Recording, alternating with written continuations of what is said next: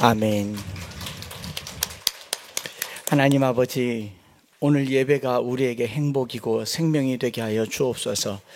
이른 새벽에 걸려온 그 청년의 목소리가 아직도 귀에서 가셔지지 않습니다. 하나님, 오늘 예배를 통하여 생명이 잇대어질 수 있도록 사랑하는 아들에게도 은혜를 다하여 주옵소서. 이 시간 하나님의 음성을 들을 때 이 예배가, 이 말씀이 또 우리에게도 생명과 행복이 되기를 바라며 예수님 이름으로 기도드립니다. 아멘.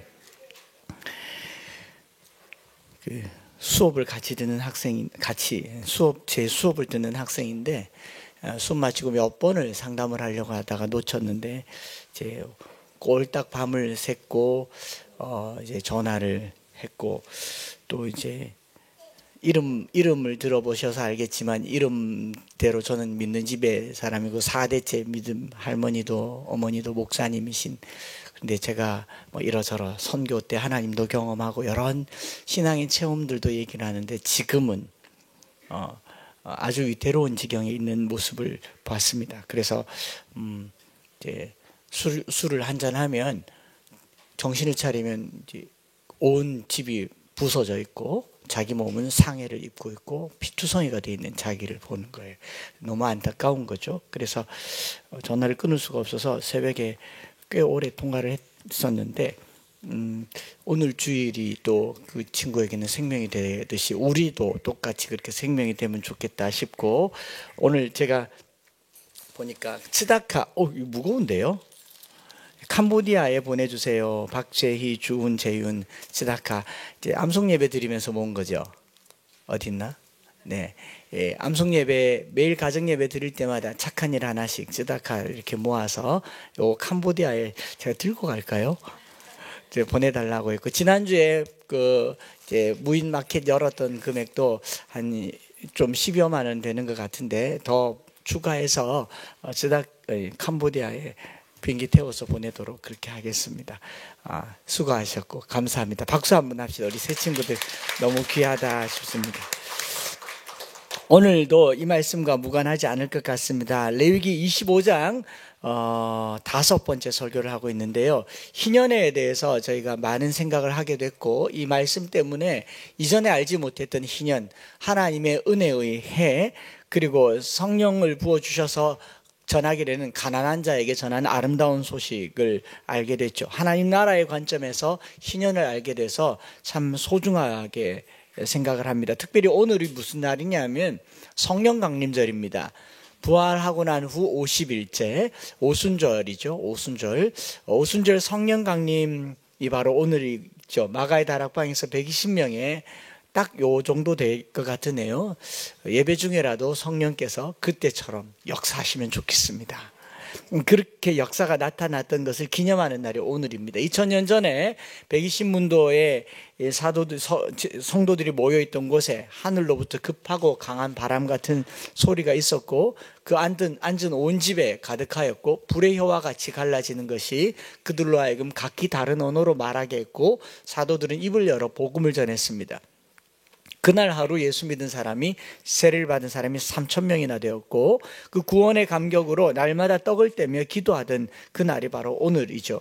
그리고 그 성령의 결과, 지난주에 말씀드렸던 것처럼 사도행전 2장 43절 이후로 보면 성령의 역사로 말미암아 나타난 삶의 변화가 믿는 사람이 다 함께 있어 모든 물건을 서로 통용하고 또 재산과 소유를 팔아 각 사람의 필요를 따라 나누어 주었습니다. 날마다 마음을 같이하여 성전에 모이기를 힘썼고 집에서 떡을 떼며 기쁨과 순전한 마음으로 음식을 먹었다라고 기록하고 있습니다. 4장에서는 그 결과로 그들 중에 가난한 사람이 없었다라고 얘기를 했죠. 밭을 팔아 땅을 팔아 사도들의 발 앞에 던지기도 했습니다. 더 나아가 6장으로 가서 보면 매일마다 구제하죠. 제자가 더 많아지게 됐고 매일의 구제 사업이 있었습니다. 매일의 구제 사업에 헬라파 과부와 히브리파 과부의 이 분배의 차등이 생겼어요. 그 차별이 생기니까 이 차등으로 말미암아서 생겨난 직분이 바로 집사입니다. 집사가 하는 일은 집 사는 게 아니고, 집사가 하는 일은 분배하는 일, 구제하고 긍휼을 베푸는 일에 차별 없이 하는 것, 차등 없이 하는 것, 이것을 위해서 집사가 세워졌죠. 집사의 가장 큰 일은 교회 일을 하는 게 아닙니다. 전도하고 봉사하고 선교하는 게 아니라 교회 안에 밖에 가난의 문제를 균등하게 만들어 가기 위해서 7 집사를 세웠고, 그죠? 그리고 사도들은 복음 전한 일에 더 열심을 했던 그 성령 충만의 날을 기념하는 날이 바로 오늘 성령 강림절이고, 그래서 오순절인 성령 강림절과 그날 이 희년에 대한 설교를 전하는 것은 상당히 의미 있다라고 생각을 하고요. 이 의미 있는 희년, 가난한 자에게 전해지는 아름다운 소식을 오늘 저와 여러분들이 성령 안에서 경험하게 되기를 축복합니다. 굉장히 의미 있겠지 않겠습니까? 저희 엠마오 교회는 2022년 올 한 해를 안식년으로 선포하고 새벽 금요 주일 예배 외에 다른 사역이나 행사, 훈련, 특별히 다음 달, 그 다음 달 다가오는 여름 성경학교 없어요. 이웃교회에서, 엠마오 교회에서 여름 성경학교 하지 않느냐 했는데 안 한단 말을 하기가 입에서 떨어지질 않더라고. 해볼 이러다가 올해는 뭐 이렇게 했는데 너무 하고 싶죠. 그렇죠? 예. 아닌가 봐요. 네, 그런 안식년을 보내는데, 이 안식년은 희년으로 가는 징검다리죠. 그럼 우리 이 안식년을 어떻게 보내야 할지도 오늘 본문에서 우리가 찾아볼 수 있고, 그래서 25장 이 본문이 2022년도를 보내는 엠마오 교인들에게는 중요한 이정표가 될 수 있다라는 생각으로 어떻게 적용할까 고민해 보셨으면 좋겠습니다. 지난주에도 설교를 마치고 나니까 내 형제가 누구인가 계속 저도 했고, 또 어떤 분들도 설교 끝나자마자 어떤 분들은 자기가 가난하다고, 다른 형제들보다 상대적으로 가난하다고 생각했는지 부글부글 끓고, 어떤 형제들은 책임을 다하지 못한 미안함에 또 스스로 돌아보는 시간도 있었다라고 합니다. 아무튼 희년, 이렇게 오면 좋겠습니다. 여러분, 희년이라고 하는 시간은요 50년 만에 돌아오는 가장 긴 사이클의 시간이에요. 안식일을 기점으로 해서 매년 돌아오는 절기가 있고 7년마다 돌아오는 안식년이 있고, 안식일, 안식년, 그리고 이것이 7번 더해져서 그 이듬해를 50년 희년이라고 하는데, 50년 만에 덜커덩 떨어지는 게 아니라 매 안식일마다 희년은 맛보기로 주어지고, 매 안식년마다 희년은 계속 중간 단계로 주어지기 때문에 희년은 50년이라고 하는 시간의 사이클, 그 중간중간에 시간의 연속선상이 있다라는 것을 우리가 기억해야 됩니다. 시간의 흐름 속에 희년이 지켜지고 있다라는 거죠. 50년 후에 지켜질 것을 지금 얘기하면 의미 없잖아요. 여기 중에 50년 후에까지 살아있을 사람은 어디 있습니까? 누가 이렇게 말할 수 있겠죠. 내가 죽으면 희년을 선포한다. 내 집을 다 내놓는다. 아니, 죽어서는 아무 의미가 없잖아요. 살아있을 때, 희년은 살아있을 때 지속적으로 만들어가는 거 아니겠습니까? 마치 시간을 이야기할 때 11시부터 12시까지는 1시간이지만 이 1시간 사이에는 매 분이 있지 않습니까? 그리고 매 분 사이에는 60분이라고 하는 분 사이에는 60초라고 하는 초가 착각 흘러가고 있는 것처럼, 희년과 희년 사이에는 여전히 희년의 정신이 흐르고 있고, 그 중에서도 언제든지 희년은 이루어지게 된다라는 것을 우리가 생각해야 된다라는 거죠. 그냥 50년 접어서만 생각해서는 안 된다라는 겁니다. 왜냐하면 50년 동안 희년을 생각하면 50년 후에, 제가 여러분들 50년 후에 모든 빚을 다 탕감해 드리겠습니다.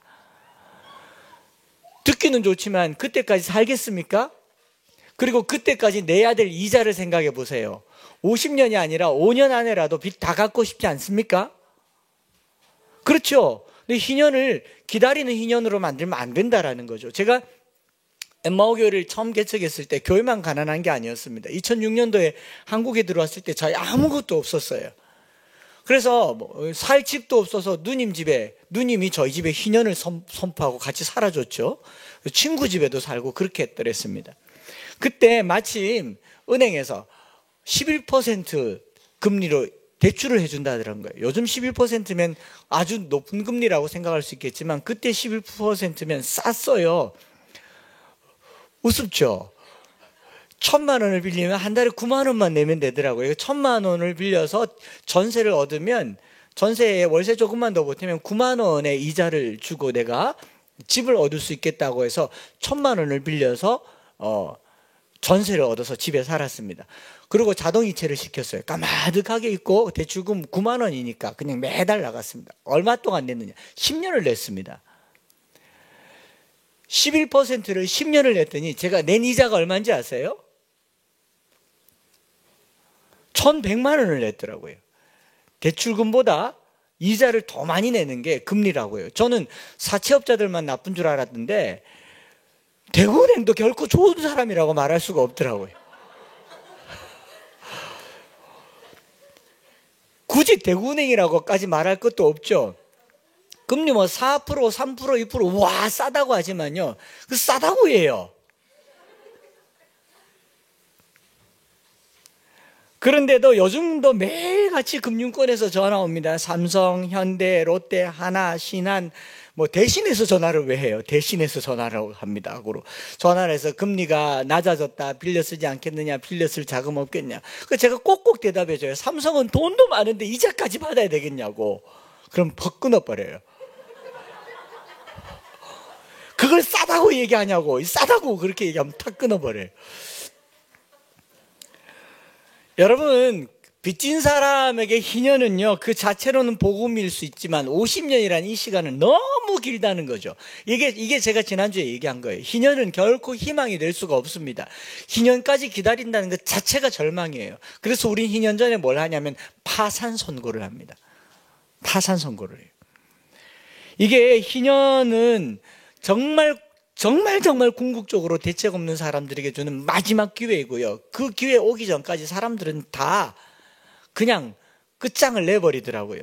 부작용이 큰 게 희년법입니다. 그래서 레위기 25장은 그런 희년이 오기 전에 흐르는 시간 속에 개인의 희년, 자유와 해방을 맞이할 수 있는 공동체 해결책을 제시하고 있는 게 레위기 25장의 희년법입니다. 즉 희년법은 50년 만에 지키라는 게 아니라 50년 오기 전에 지키는 것이 희년입니다. 제가 이것도 이렇게 설명한 책이 없고 여러 논문들을 지금 뭐 수백 페이지를 뽑아서 읽고 이거 논문 쓰려고 제가 준비하고 있어요. 희년은 50년을 기다리면 안 된다가 희년 정신의 원칙입니다. 이걸 선언해야 돼요.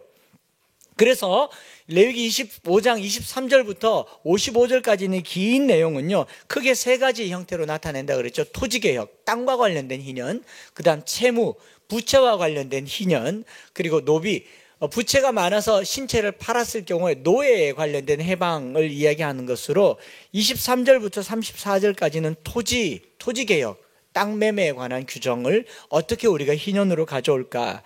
또 35절부터 38절까지는 빚을 지게 되었어요. 채무를 졌을 때 가난해서 대출을 얻게 된 경우 이 대출을 얻은 사람은 어떻게 우리가 도와줘야 될 것인가. 39절부터 55절에는 이 대출도 못 갚아서 노예가 되는 거죠. 신체 포기각서 쓰잖아요. 노예가 되었을 때 그 노예 상태를 어떻게 우리가 해결할 수 있을까를 설명한 내용이 이 세 가지 부분에 있어서 희년이죠. 그래서 희년의 기간이 너무 길기 때문에 성경에서는요, 안식년마다 종을 돌려보내라는 안식년 제도도 만들어놨지 않습니까? 희년에만 해방을 하는 게 아니에요. 안식년에도 해방이 일어났고 채무, 부채 해소가 일어났다라는 것을 우리가 신명기와 출애굽기에서 볼 수 있습니다. 지난주에는 토지개혁 부분을 설명하면서 토지는 제도의 문제가 아니라고 했죠. 무엇의 문제라고요? 너희 형제가 가난하게 되었을 때의 이야기다라고 얘기했습니다. 국가가 할 수 있는 게 아니라고요. 그래서 제가 논문을 쭉 살펴보니까 헨리 조지의 토지 공개념이나 지금 희년운동을 하는 사람들이 희년운동은 성경을 온전하게 다 못 본 경우이고요. 희년운동의 궁극적인 키워드는 내 형제가 가난하게 되었을 때 나는 어떻게 해야 될까가 키워드다라는 것이죠. 그래서 희년은 사회, 국가의 문제이기보다 가족과 공동체의 문제다라고 말씀을 드렸습니다. 가난의 문제에 대한 적극적인 해결을 위해서는요, 희년이라고 하는 제도에 의지하지 말고 희년이 오기 전에, 희년이 오지 않도록 개개인에게 가능한 빠른 희년, 다시 말씀드릴게요. 개개인에게 가능한 빠른 희년을 가족과 형제들이 당겨주는 것, 이것을 성경에서는 기업 무르기라고 얘기합니다. 고엘이라고 얘기하고요, 구속이라고 얘기하고요, 구원이라고 얘기합니다. 예수님께서는 우리의 구원자가 되셨다라고 할 때 고엘이라는 단어를 쓰셨어요. 예수님이 우리의 구원을 개개인에게 부채탕감, 죄라고 하는 부채탕감으로 나타나신 것처럼 우리 모든 가족들은 가족들에게 구원이 되시기를 축복합니다. 여러분, 가족 전도하기 제일 쉬운 게 뭐예요? 빚 갚아주셔요. 집 사주시라고요. 이 말이 웃깁니까? 뭘로 복음을 전해요? 그게 복음 준 거죠. 성경에서 왜 희년을 대대적으로 지켰다는 기록이 없는지를 다른 각도에서 생각을 해봤어요. 처음에는 인간의 탐욕 때문에 희년은 제대로 지켜지지 않았다라고 생각해 볼 수도 있지만 좀 긍정적으로 생각해 보면요. 희년이 오기 전에 이미 희년이 온 거예요. 할렐루야. 저는 이쪽으로 보고 싶어요. 건강한 사회에서는 50년 되기 전에 이미 부채를 다 탕감한 겁니다. 50년 되기 전에 땅이 원래대로 돌아온 거예요. 아니면 50년 되기 전에 유명을 달리하거나 50년 되기 전에 왕이 바뀌거나 50년 되기 전에 전쟁이 나거나 50년 되기 전에 기근과 질병으로 지각 변동이 일어나면서 희년은 저절로 일어났던 거예요. 그 희년은 기다리는 시간이 아니라 만들어가는 시간이다라는 것이죠. 헨리 조지는 레위기 25장을 땅에 적용시켜서 토지법에 대한 이상적인 개념을 제창했지만 궁극적으로 희년은 땅에 대한 이야기라고만은 볼 수가 없습니다. 공동체의 이야기입니다. 가족의 이야기고 형제의 이야기여요. 그래서 우리 형제 중에 가난한 자 가족들을 어떻게 물려줘야 할까? 내가 우리 형제를 어떻게 물질적으로 구원해야 할까를 한 번쯤 고민하는 이 한 주간이 되었으면 좋겠습니다. 형제에서 조금 한 걸음 더 가서 사촌, 팔촌, 이웃, 윗집, 아랫집 이렇게 간다면 이 사회가 희년이 도래하게 될 줄 믿습니다. 오늘 본문은요, 지난주에 이어서 희년의 정신에 입각해서 가난한 형제들을 대하는 태도에 관한 내용입니다. 가난한 형제들을 대하는 태도, 어떤 태도로 대할 것인가에 대한 내용입니다.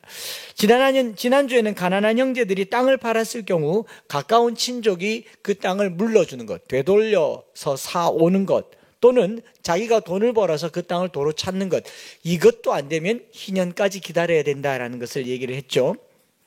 그래서 희년이 오기까지 가까운 친족은 그것을 돌려주어야 될 것이 의무 규정인 것처럼 오늘 본문은요, 땅이 아니라 형제가 가난해서 빈털터리가 되었을 때 그 형제가 빚을 지게 되면 그 빚진 형제를 어떻게 대해야 하는가라는 겁니다. 채무와 관련된 이야기죠. 빚에 대한 이야기입니다. 그래서 이자를 받지 말란 말을 두 번이나 연속으로 쓰고 있죠. 성경 말씀 39절부터 43절을 보면 가난하여 종이 된 형제를 어떻게 대해야 되는지 채무 면제와 관련된 이야기를 하고 있습니다. 35절부터 8절까지 한 단락을 나누어서 볼 수가 있는데요.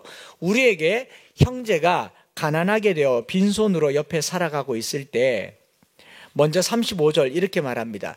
내 형제가 가난하게 되어 빈손으로 내 곁에 있거든 너는 그를 도와 거류민이나 동거인처럼 너와 함께 생활하게 하라 라고 얘기합니다.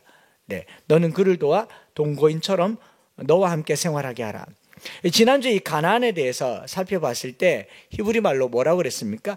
키 야무크 아히카라고 했어요. 만일 너희 형제가 가난하게 되거든. 이 가난이라고 번역된, 여기는 안 나오죠. 자막에는 무크라고 하는 단어, 지난주에 설명을 드렸습니다. 낮아지다, 가난하게 되다, 이 상태 동사입니다. 전에는 가난하지 않았다가 가난하게 된 거예요. 가난하게 태어난 경우가 아닙니다. 가난을 몰랐다가 가난을 알게 되는데 누구의 가난이라고요? 너희 형제, 아히카라고 쓰고 있습니다. 너희 형제라고 말하고 있고요. 또 가난하게 된 결과가 뭐라고요?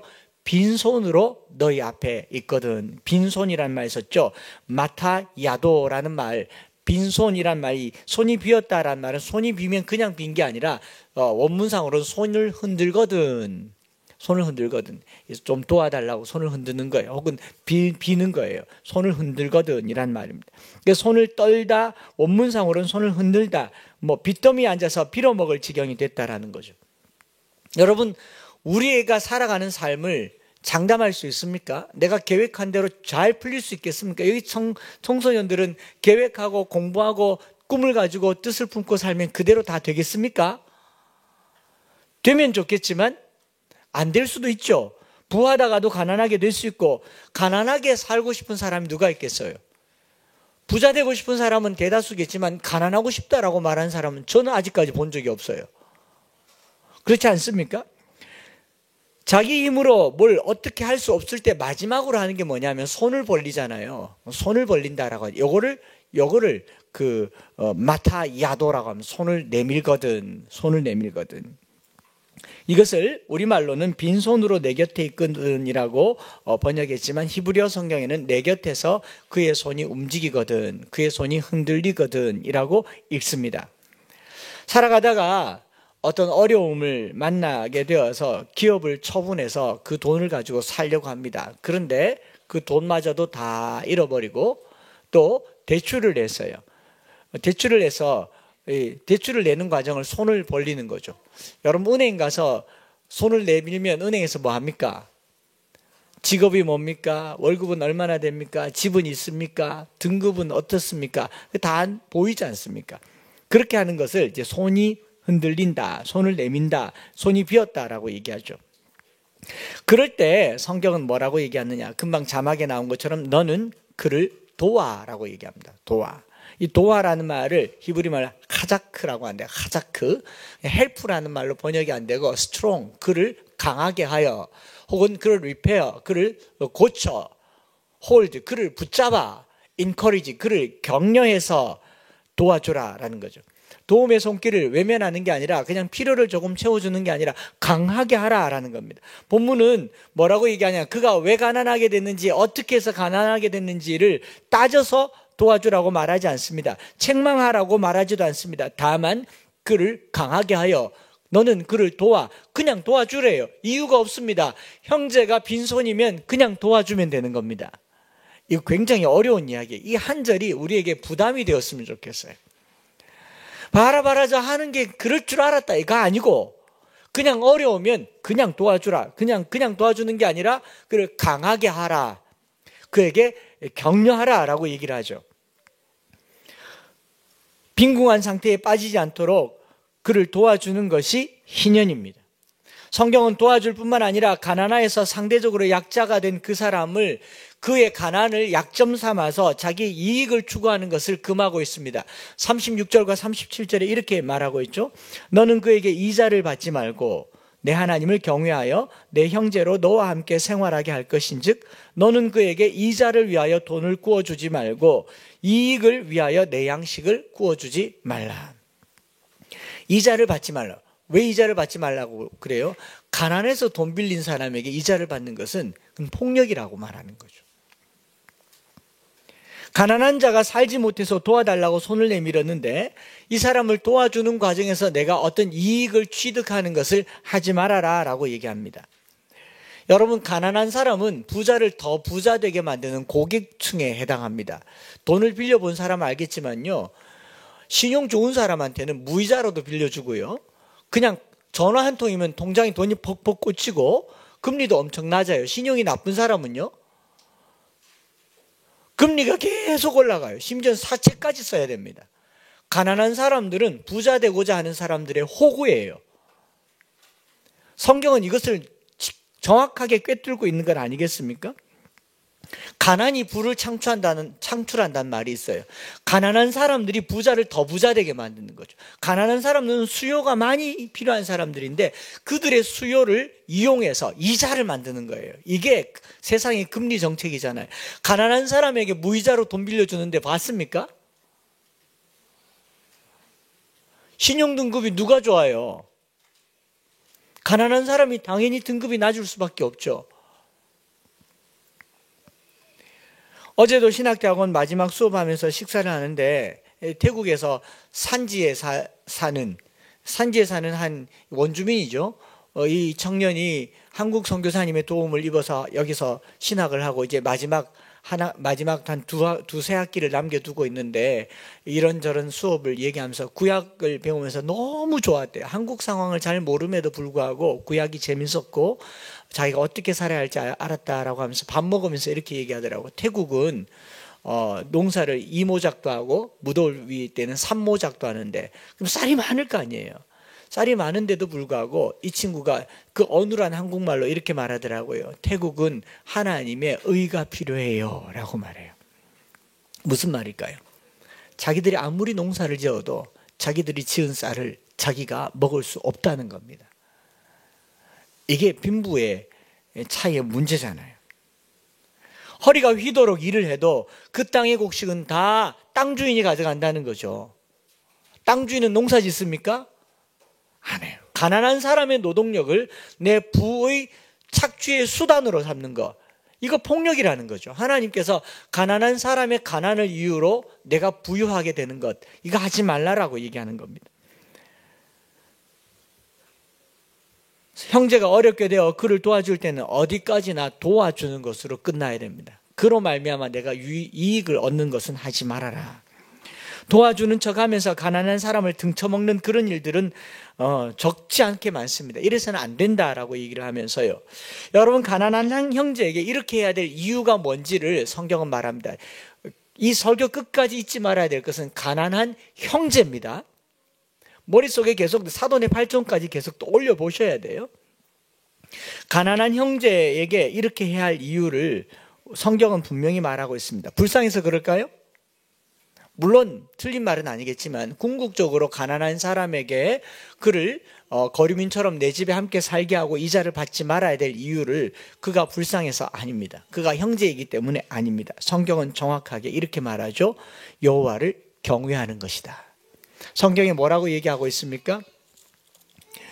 이렇게 하는 것이 36절, 너는 그에게 이자를 받지 말고 내 하나님을 경외하여 내 형제로 너와 함께 생활하게 할 것인즉. 여호와를 경외하는 것을 구체화시키고 있어요. 우리가 하나님을 경외하는 것이 무엇이냐? 보이지 않는 하나님을 경외하는 방식은 보이는 가난한 자에게 그의 가난의 문제를 해결해 주는 것이 여호와를 경외하는 것입니다. 교회 와서 기도하고 봉사하고 찬양하고 예배하고 교회를 섬기는 것이 여호와를 경외하는 것이 아니라 내 형제의 가난을 외면하지 않는 것이 여호와를 경외하는 것입니다. 그래서 25장에도 이렇게 나와 있지만 레위기 19장에는 더 많이 나와 있죠. 이웃에게 어떤 행동을 하라고 할 때마다 나는 내 하나님 여호와니라 너는 여호와를 경외하라라는 말을 반복해서 하고 있고요. 25장 17절에도 너희 각 사람은 자기 이웃을 속이지 말고 내 하나님을 경외하라. 나는 너희 하나님 여호와이니라. 우리는 여호와를 경외하고 있습니까? 주일 예배를 잘 드리는 것이 여호와를 경외하는 것입니까? 그렇다면 이 예배 잘 드리는 여기서 하나님 경외하는 법을 하나님이 말씀하셨어요. 가난한 형제들과 함께 사십시오. 집에 불러 방을 내어주십시오. 이게 여호와를 경외하는 겁니다. 두 번이나 반복으로 말씀하지 않습니까? 36절에 내 하나님을 경외하여 내 형제로 너와 함께 생활하게 할 것이니 43절에 너는 그를 엄하게 부리지 말고 내 하나님을 경외하라. 이웃에게 내가 어떻게 행동하느냐가 여호와를 경외하는 것이죠. 그 이웃이 불쌍하기 때문에 동정해서 도와주는 것이 아니라 더 나아가서 형제를 도와서 그의 삶이 안정되도록 도와주는 것은요, 여호와를 경외하기 때문에 감당해야 하는 것입니다. 하나님을 두려워한다면 이 일을 감당하라고 성경은 말하고 있죠. 그래서 여호와를 경외하며 섬기는 사람은요, 가난한 사람의 가난의 문제에 적극적으로 행동하는 것, 가난한 사람의 약점을 이용해서 그에게 이익을 취하지 않는 것을 말하고 있고요. 이건 레위기만 말하는 게 아닙니다. 야고보 사도는 야고보서 1장 27절에 이렇게 말하고 있죠. 참된 경건을 이렇게 말합니다. 하나님 아버지 앞에서 정결하고 더러움이 없는 경건은 곧 고아와 과부를 그 관한 환난 중에서 돌보고 또 자기를 지켜 세속에 물들지 아니하는 그것이니라. 고아와 과부를 환난 중에서 돌보는 게 경건입니다. 잠언 14장 31절에도 말합니다. 가난한 사람을 학대하는 자는 그를 지으신 이를 멸시하는 자요, 궁핍한 사람을 불쌍히 여기는 자는 주를 공경하는 자니라.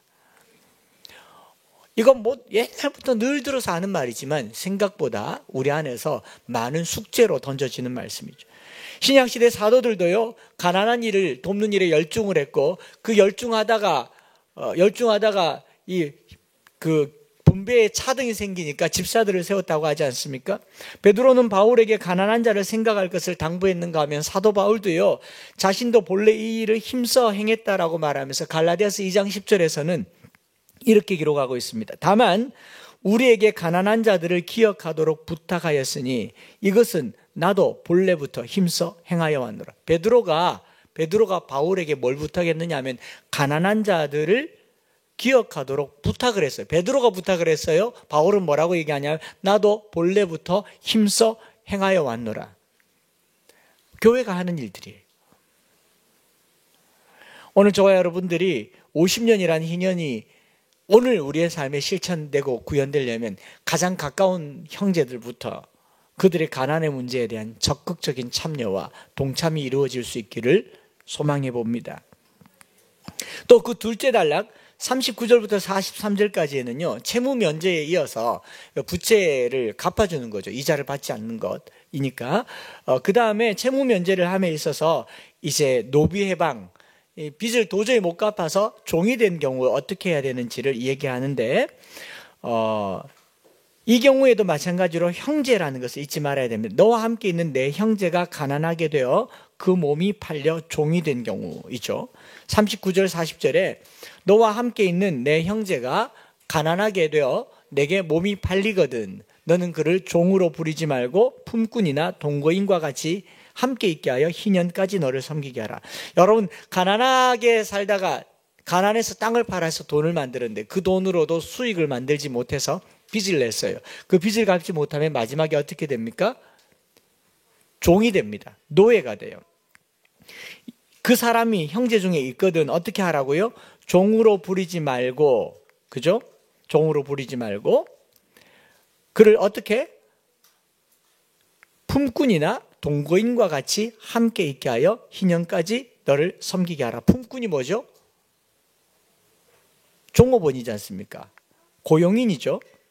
고용인으로 대우해서 희년까지 섬기도록 하라. 희년이 되면 그와 식구들을 기업으로 돌아가게 하는 것이 이제 41절에 나와 있지 않습니까? 제가 이거 보고 깜짝 놀랐습니다. 신분에 대한 소유를 갖지 말고 그의 노동력을 담보로 그를 가져라라고 말하는데, 여러분 희년까지 그를 고용하면 이거 정규직이잖아요. 정년보장종. 굉장히 은혜가 되더라고요. 우리가 끝까지 가난해지면 정규직으로 취업할 수도 있습니다. 갑자기 막 희망차지 않습니까? 완전 인생이 밑바닥이 되면 그를 남에게 팔아서 종이 되게 할 게 아니라 내가 사와서 내 집에 품꾼으로 쓰래요. 언제까지? 희년 때까지. 급여를 주랍니다. 끝까지 주래요. 끝까지 주래요. 43절에서 이것을 하나님께서 말씀하시기를 하나님을 경외하는 방식이라고 얘기합니다.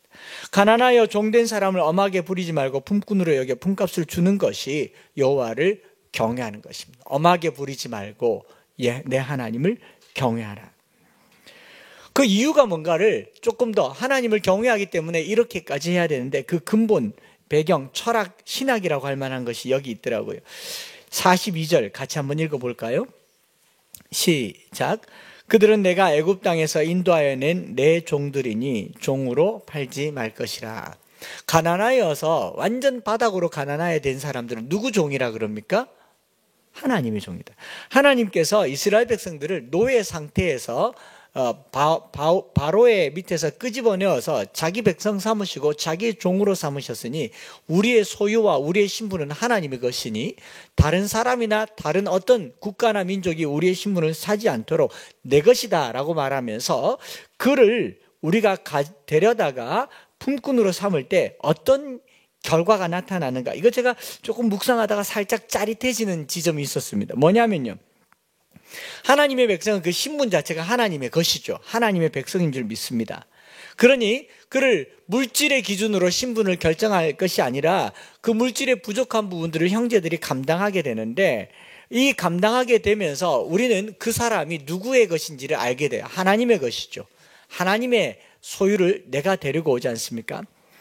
창세 이래로부터 빈부의 부자와 가난한 자의 간격이 더 좁아졌던 적은 없습니다. 제가 다보스 포럼 연차별로 주제와 제목 봤는데 항상 대두되는 게 이 빈부의 차이 문제였습니다. 이거 해결 안 됩니다.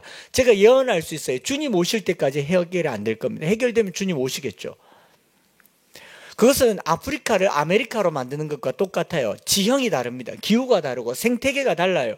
거기 살고 있는 이상은 해결이 안 되는 빈부의 차이가 있습니다.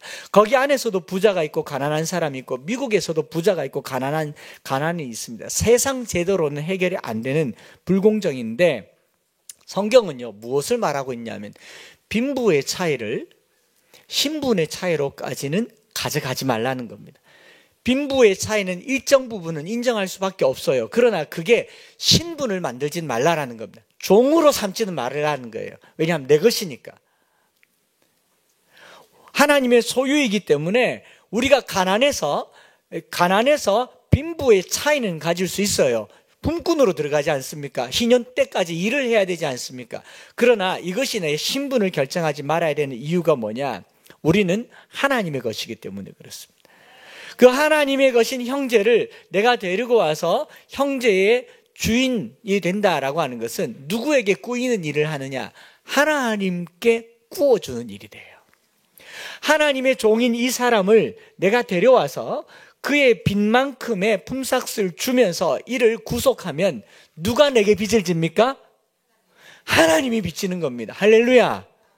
가난한 자를 도와주는 것은 하나님으로 하여금 내게 빚지게 하는 일이에요. 여러분 하나님을 빚쟁이 만드시기를 바랍니다. 짜릿하지 않습니까? 그때는 고리대금이 가능해요. 하나님은 부자니까. 가난한 사람에게는 이자를 받으면 안 되지만 부자에게는 많이 받아도 괜찮아요. 충분하니까. 이건 남는 장사잖아요. 가난한 자를 적극적으로 도와주고 내게 불러서 그에게 일자리를 주고 희년 때까지 정규직으로 만들어주면요 하나님께 사채 이자를 씌우는 것과 같은 일인 줄 믿습니다. 하나님이 못 갚으면요 제가 써놨어요. 천국에 있는 천사들을 압류할 겁니다. 천당 압류 이런 거 들어봤습니까? 저는 갑자기 막 흥분되기 시작했어요. 이 마음이 너무 좋더라고요. 천사도 압류하겠네. 가난한 자를 도와줄 때 내게 이런 마음의 그 희열이 있기를 바랍니다. 지나가다가 누군가를 조금 도와주고요. 알지요? 갚으세요. 사부입니다. 일이 살아갈 수 있기를 축복합니다. 이렇게만 하면요. 세상이 할 수 없는 희년을 맞이하게 될 줄 믿습니다. 가난한 형제를 도와주는 것이 여호와를 경외하는 것입니다. 가난한 형제를 도와주는 것은 바로 하나님께 구워주는 겁니다. 그래서 가난한 자를 돕는 자를 하나님이 갚아주시도록. 왜요? 내 거라고 하지 않습니까? 그들은 나의 소유라고 하잖아요. 공동체에서 어려움을 겪는 형제들을 돕는 것은 구성원들의 의무입니다. 각자의 손해를 감당하면서까지도 도움의 손길을 펼치는 사람을 하나님은 외면하지 않을 겁니다. 제가 어느 날 꿈에 제 아내가 눈 떠도 아내가 있는데 꿈에도 아내가 나오면 이건 반칙에 가까운데 얼마나 이렇게 한탄 땅이 꺼져라고 한 비질비질 이렇게 져가지고 당신하고 못 살겠다고 도대체 뭘 하길래 이렇게 빚어졌냐고. 그리고 꿈에서 깼는데 마음에 짐이 너무 무거워가지고 어떻게 이 빚을 다 갚을까 이런 생각을 했는데 열어보니까 빚이 별로 안 많던데. 하나님께서요 우리에게 풍성한 은혜를 주신 것은 가난한 자들을 빚을 도와줌으로 하늘에 비치우라고 하시는 기회입니다. 오늘 현대사회에요 노예라고 하는 신분 없습니다. 없는데 물질의 노예는 있지 않습니까? 신분제가 없고 자유시민이라고 하지만 우리는 신용의 등급이 있잖아요. 몇 등급이세요? 다 등급이 있어요. 요즘 등급 없어지고 점수로 하죠. 몇 점이세요? 1000점 만점에 몇 점이세요? B뿔 되십니까? 다 C뿔 아닙니까? 시들시들 하시지 않습니까? 부자라는 신분도 있고 가난이라는 계급도 있는 게 이 사회입니다. 예전에는요 타고 다니던 승용차나 입고 있던 옷이 자기의 신분을 보장해 줄 것처럼 뽐내고 다니는 사람들이 있었. 우리 그런 사람들 꼴불견 취급하고 그랬잖아요. 그랬는데 요즘은요, 어린아이들이 아파트로 계급을 정하더라고요.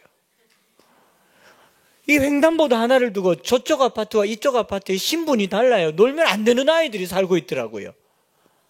왜 LH충이란 말이 나왔습니까?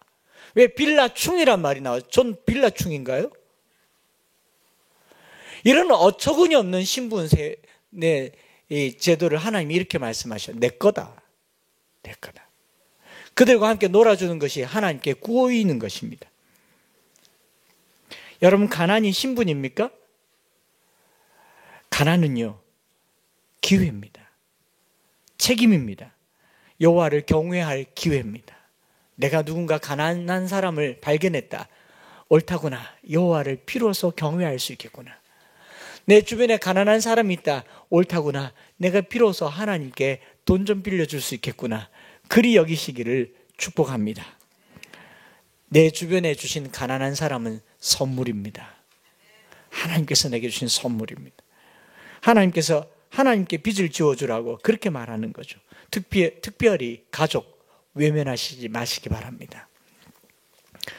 그 부흥회 때 설교한 내용들을 저희 가족들이 들었나 봅니다. 형님이 듣고 제가 웬만하면 영상 강의라고 하는데 미국에서는 좀 흥분했던지 낙동 강의라 그랬나 봐요.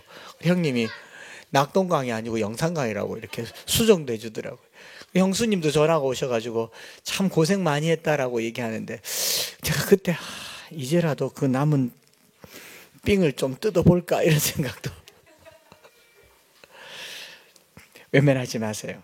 말씀 마칠게요. 지난주에 우리 말씀 구절에 시편 147편이 있었잖아요. 읽어보니까 다시 봤어요. 2절에 여호와께서 예루살렘을 세우시며 이스라엘의 흩어진 자를 모으시며. 예루살렘을 세우시는데 흩어진 자를, 부자를 모으는 게 아닙니다. 교회는 부자를 모으려고 시설을 확충하고 주차장을 넓히는 게 아니에요. 흩어진 자들을 모으려고 예루살렘을 세우는 겁니다. 오늘날 교회는요, 이 땅에 가난한 자들을 모으려고 세워지는 것이, 그게 교회여야 합니다. 그리고 3절에 보니까 상심한 자들을 고치시며 그들의 상처를 싸매시는도다. 이게 교회의 존재 이유예요. 이 땅에 하나님의 백성의 존재 이유예요. 왜냐? 그가 별들의 수요를 세시고 그것들을 다 이름대로 부르시잖아요. 가난한 사람도 가난이 아니라 이름이 있습니다. 저 노숙자도 이름이 있다고요. 그 하나님을 우리는 뭐라고 얘기하느냐? 우리 주는 위대하며 능력이 많으시도다. 그의 지혜가 무궁하시도다. 그런 거 아니겠어요? 3년 6개월 동안 내리지 않던 이 단비가 손바닥만한 구름으로 소낙비가 되기를 간절히 바라는 것은, 이 작은 교회가, 우리 엠마오 교회가 이 한국 사회에 손바닥만한 구름 되었으면 좋겠습니다. 저 교회가 참 좋은 일 한다. 올해 우리 교회가 권사님들을 세웠어요. 제가 사도행전 6장을 보면서요, 이 권사님들이 7 집사처럼 되게 해달라고 기도합니다. 그랬더니 스데반처럼 복음 전하고 있고, 그래도 괜찮아요. 그러나 구제하는 일에 앞장서는 권사님들 되었으면 좋겠습니다. 그 일에 온 힘을 썼으면 좋겠어요. 손바닥만한 그 일 만들어 가십시다. 지난주에 정부에서 재난지원금요 6분 만에 나왔다면서요. 혹자는 3분 만에 나왔고. 받으셨습니까? 더 안 줬다고 말하는 분들도 있고, 나는 안 주더라라는 말하는 분들도 있지만 받은 사람들은 입을 닫고 계시네요. 제가 딱 봐도 몇 명인지 아는데, 숨통을 틀 수도 있지만 턱도 없는 물질이었을 것 같습니다. 여러분, 세상 정부도 하는데요, 우리가 또 한 번 생각해 봤어요. 상반기 결산을 해서 또 재난 지원을 하면 좋겠다. 손바닥만한 구름이 되면 좋겠다. 이번에는 그런 생각을 해봤습니다. 일주일 동안 제가 우리 장로님께도 말씀하는데, 이렇게 말하고 또 당회하면 안 되겠죠. 같이 기도해 보려고 하는 겁니다. 누군가의 부채를 갚아주는 교회로 제가 11% 이자로 돈을 써봤으니까 알겠는데, 10% 이상의 금리의 대출을 낸 성도들의 대출을 갚아주는 일을 우리가 적극적으로 하면 어떨까? 이자만 안 내도 그 이자로 원금도 갚는데, 성경을 읽었으니 그냥 있을 수는 없잖아요. 대학원 학생들이 저희 교회 방문하면서 그러더라고요. 성경에 있는 걸 그래도 실천하는 모습이 너무 용기가 난다고 그래요. 우리가 보여줄 수 있는 손바닥만한 구름은 고금리 대출을 갚아주는 거. 혹시 여러분들 중에 남한테 얘기하지 마시고요, 10% 넘는 대출금 이자를 내고 계시면 저한테 개인톡 한번 줘봐 보십시오. 제가 교회적으로 안 되면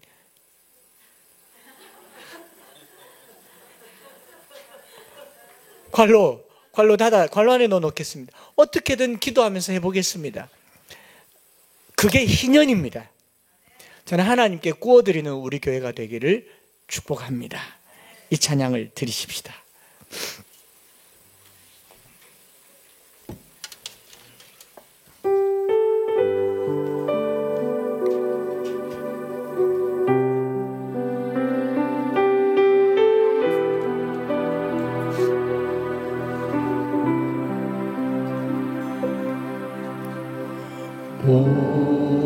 우리 주는 위대하며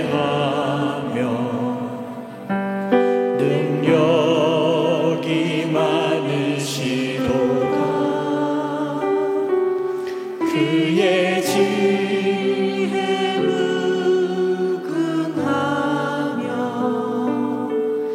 인자는 영원하도다.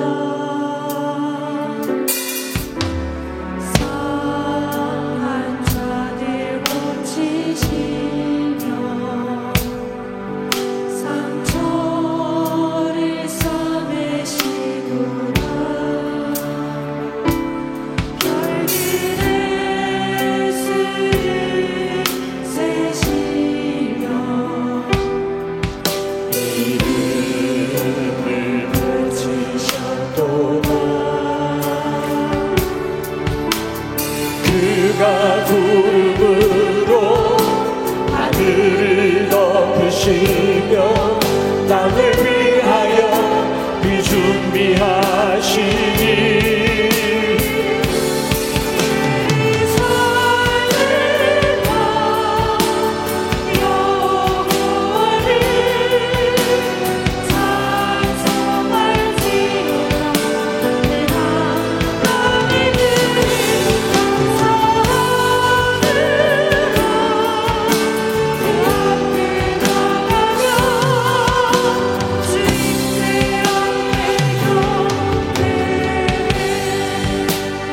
다시 한번 찬양할 때는 제가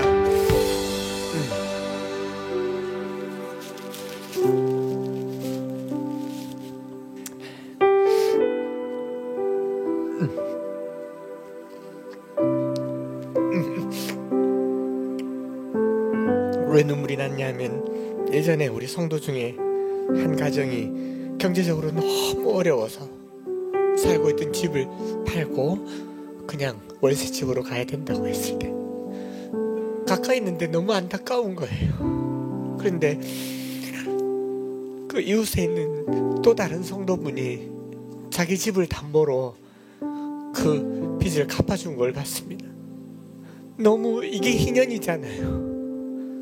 그 가정은 대대로 복받을 겁니다. 하나님께 빚을 지어줬잖아요. 갚는 사람은 그걸 부담으로 느끼는 게 아니라 사랑으로 느끼게 될 겁니다. 이게 쉬운 결정이 아니었다는 걸 제가 압니다. 그런데 우리 성도들 중에 누군가가 그 절박한 지경에 있을 때 한번 꺾어 보십시다. 제 마음에 그 자기 집을 내어준 그 가정을 얼마나 기도하게 되었는지, 또 함께 하게 되어서 얼마나 감사하게 되었는지를 몰라요. 여러분, 누군가 절박하게 되었을 때 외면하지 않으면 하나님이 돌아보실 것입니다. 다시 한번 이렇게 고백하면 좋겠습니다. 상한 자들 고치시며 상처를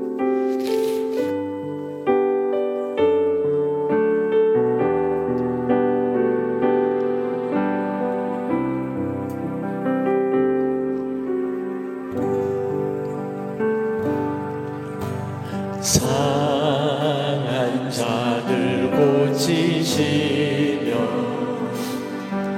상처를 싸매시도다.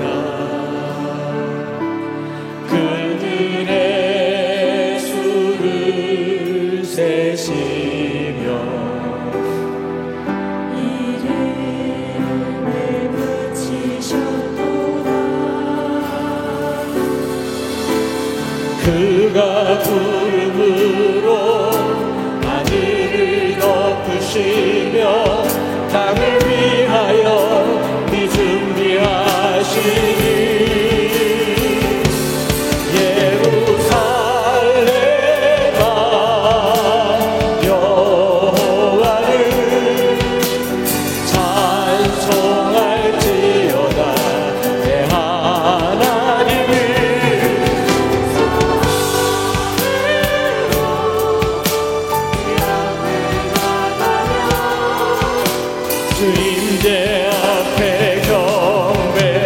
그가 구름으로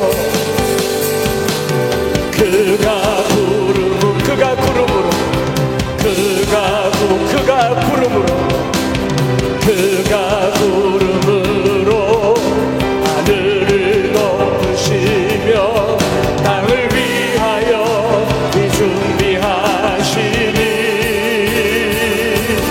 예루살렘아 여호와를 찬송할지어다.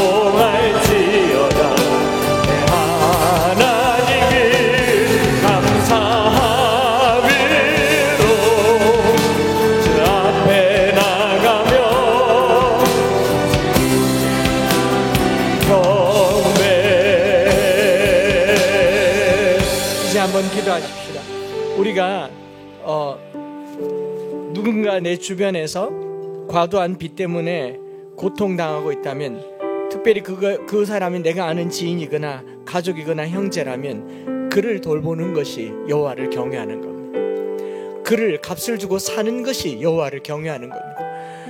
그가 어떤 행동을 했든 어떤 잘못된 판단을 했든 1차적으로는 도와주는 겁니다. 여러분, 요즘 교육 중에 긴급구호라는 게 있어요. 긴급구호는요, 따지지 않고 먼저 도와주는 겁니다. 왜냐하면 그 상황을 놓치면 생명이 위태롭기 때문에 그래요. 그래서 우리가 한 번쯤 생각해 보아요. 우리 주변에 우선은 가까운 데서부터 조금 더 멀리까지 내가 어떻게 해야 될까? 내가 뭘 더 풀면 하나님 나라에 쌓아둘까 생각하면서요, 하나님, 상한 자들 고치시고 싸매시는 하나님, 우리 가정에, 우리 이웃에 흘러가는 복음이 되게 하여 주시옵소서. 우리 시간 한번 합심하여서 기도하겠습니다. 그가 구름으로 하늘을 덮으시며 땅을 위하여 준비하시니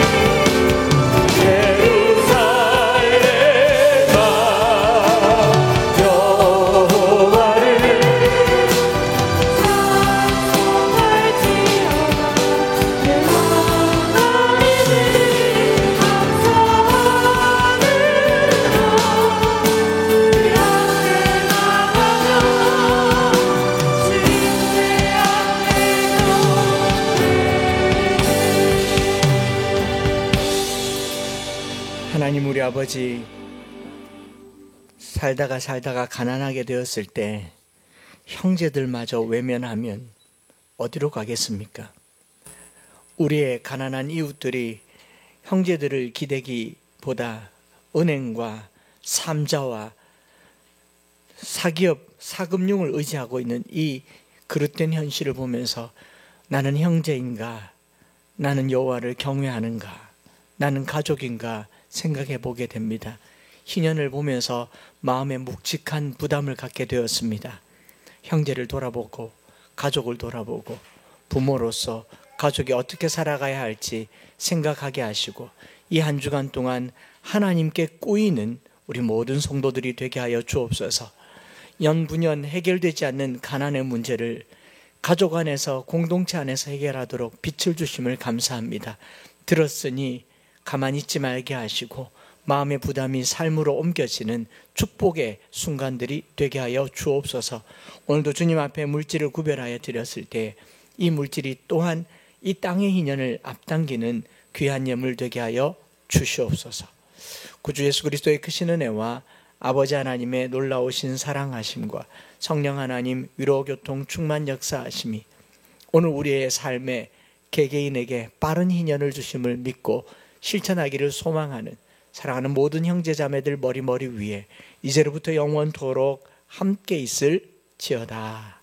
아멘.